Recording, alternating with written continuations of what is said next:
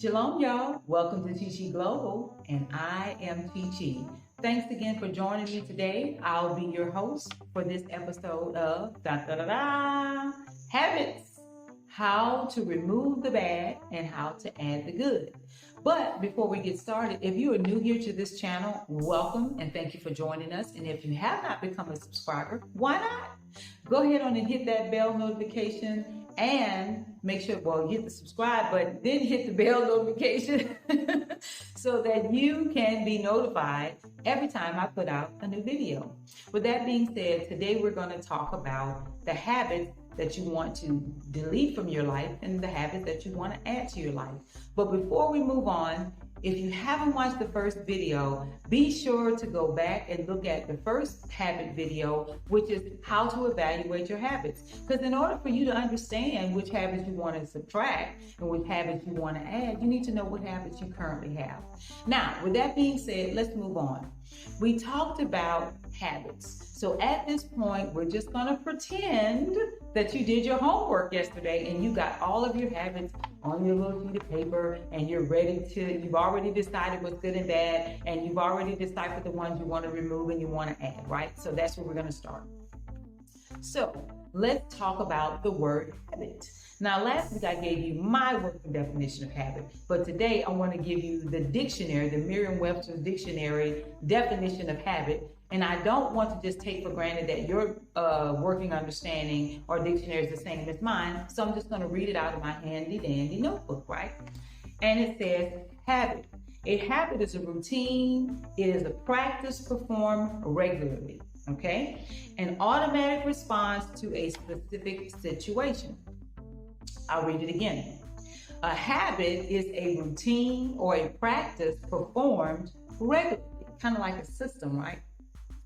An automatic response to a specific situation, okay? So just keep that in mind. It is automatic. It's something that is practically performed automatically. It's regularly. It's part of your subconscious mind that is working on your behalf, so you don't have to think about it. So basically, like I said, we're going to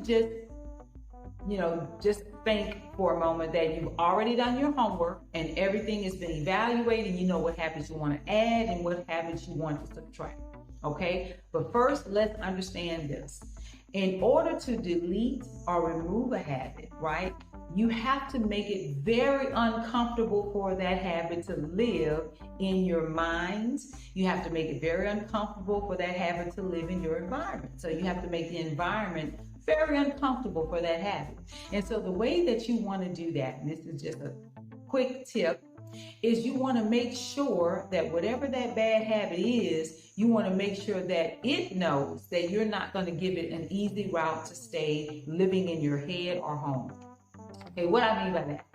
What I mean is let's say, for instance, you are a person that loves to eat sweets. But let's say the good habit that you want to form is you want to be a very healthy person. You are deciding that you want to eat better, you want to live longer, you want to feel great, you want to look great. So your habit that you want to add, or the goal that you want to accomplish, is you want to be healthier. Therefore, you want to eat healthier, right?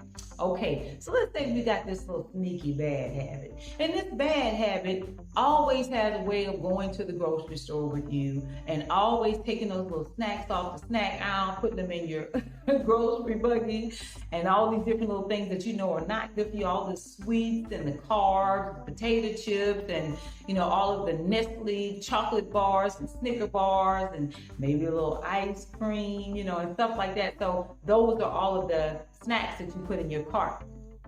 And let's say that's a very bad habit that you do. And you bring all this stuff home and you say, okay, I'm going to eat this and I'm going to have enough for the week. And you end up eating the entire confection, within a few days.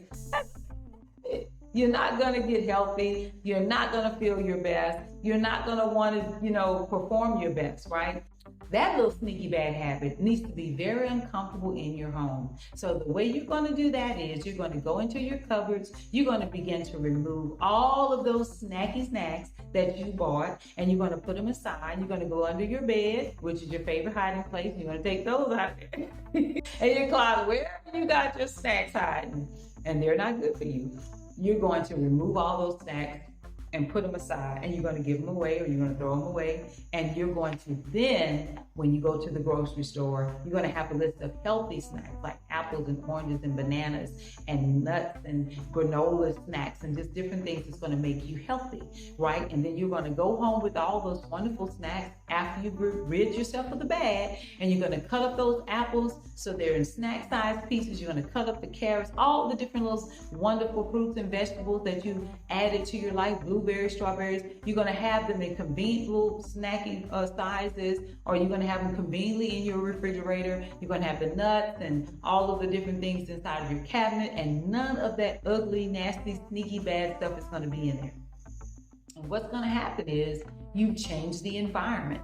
You now have told that bad habit, that bad eating, that you're not going to live here. You've made it very uncomfortable. Plus, you know that the grocery store is about 10 or 15 minutes away, and that snack time really hits you late at night. So the only thing that you have in your refrigerator, or your refrigerator, depends upon what generation you were born, is the good stuff, is the good snacks, is the good veggies and all that. So you have made that environment very uncomfortable, and now you're uncomfortable. Because if you want to have that bad stuff, you're going to have to get dressed, get in the car, and go buy those things because they are no longer in your house.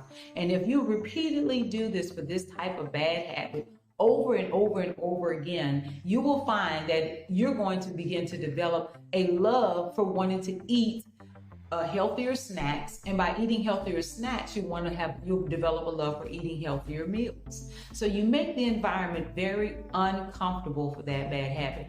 Now that's just one way you can kill or delete a bad habit.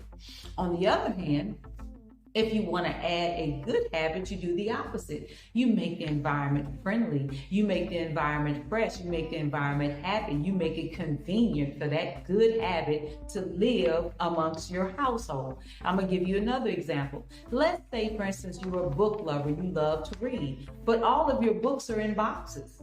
You want to become an avid reader again. You want to become a person of knowledge and wisdom and understanding, and you are wanting to get back into, being that avid reader, okay? But you boxed all of your books, so your books are in a very inconvenient spot, and you don't know where the books are. When you're ready to read something, you have to actually, wherever you place them, in the attic or in some type of closet, you got to go find it, and it's inconvenient.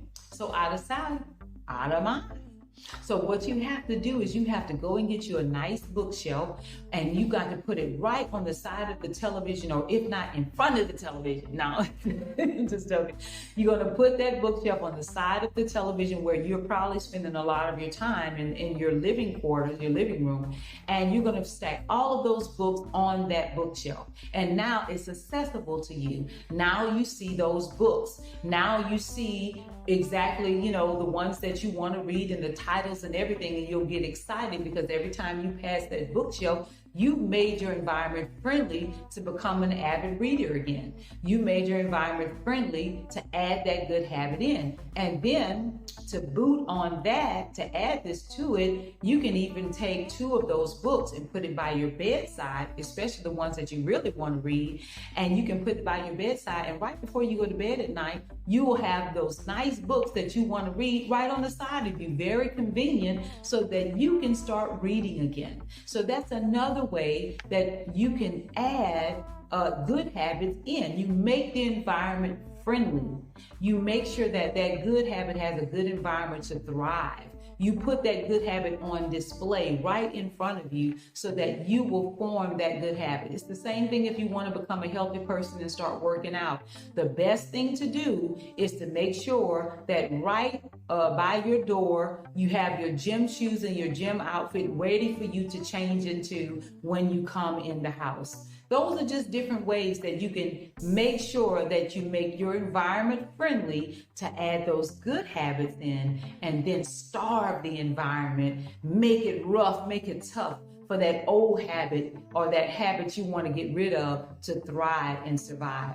So thank you so much for joining us today for another episode here at Chi Chi Global, and I'm Chi Chi. But I want to make a quick announcement before you leave today, and I just want to let you know that we're having our Mental Detox Challenge on February the 20th. That's right, starting Monday, February the 20th, to Friday, February the 24th. a 5-day challenge. We're going to have a wonderful time. So if you learned a lot about the habits of different things today, you're going to definitely learn a lot next week concerning the mindset. We're going to teach you how to declutter the mind, deprogram the mind, defrag the mind. Then we're going to reboot the mind with some great thoughts, some wonderful upgraded mindset. And then we're going to help replenish it, restore it with more wealthy understanding and wealthy thoughts, and get that mindset flourishing where your creative juices are going to be flowing. All of these wealth ideas are going to be coming forth. You're going to be focused. You're going to be able to concentrate, and you're going to see your revenue skyrocket to another level. So if this is something that you would like to learn more about,